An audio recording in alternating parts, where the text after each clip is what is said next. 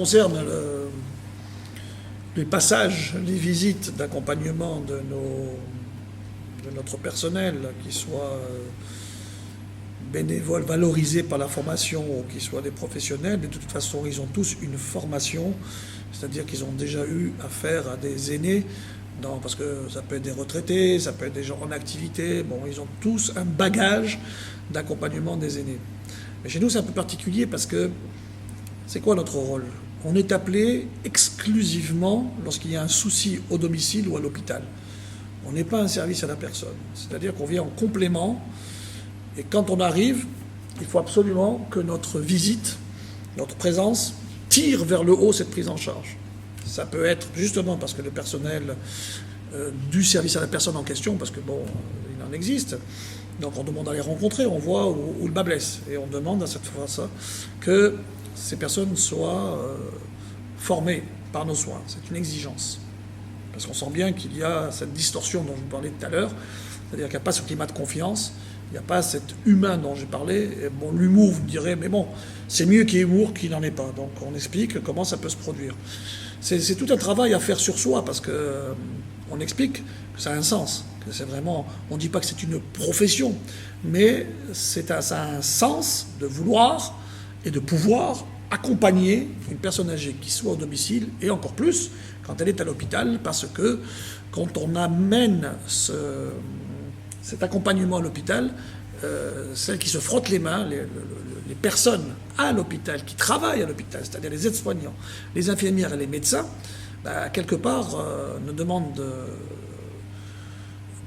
justement à ce qu'on ait cette présence, parce que ça les aide dans leur projet de soins. C'est évident, donc on essaye de faire en sorte que ces personnes, on les accompagne dans leur projet de soins à l'hôpital. C'est une meilleure hospitalisation par notre présence, parce que nous, on ne fait pas de soins. Comme je dis souvent, je suis un professionnel de soins humains. Et quand on arrive à l'hôpital, on rencontre les médecins, on rencontre les assistantes sociales, et on leur dit, voici votre patient médical, sur le plan médical, et c'est notre patient humain.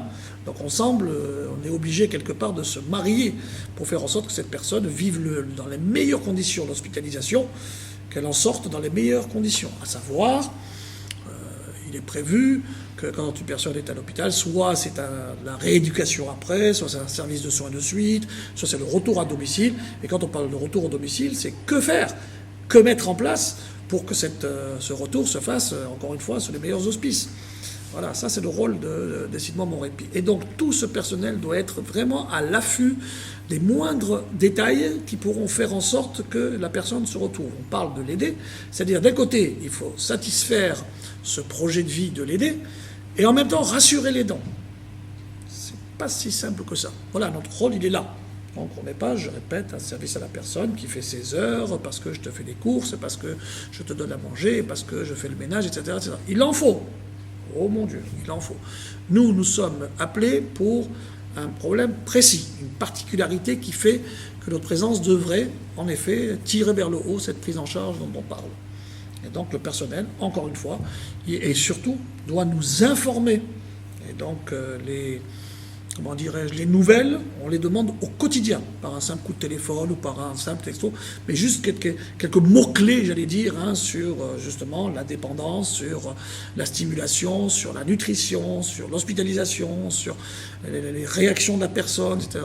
Voilà, c'est juste quelques mots-clés qui nous permettent à nous de jauger un peu ce qui se passe.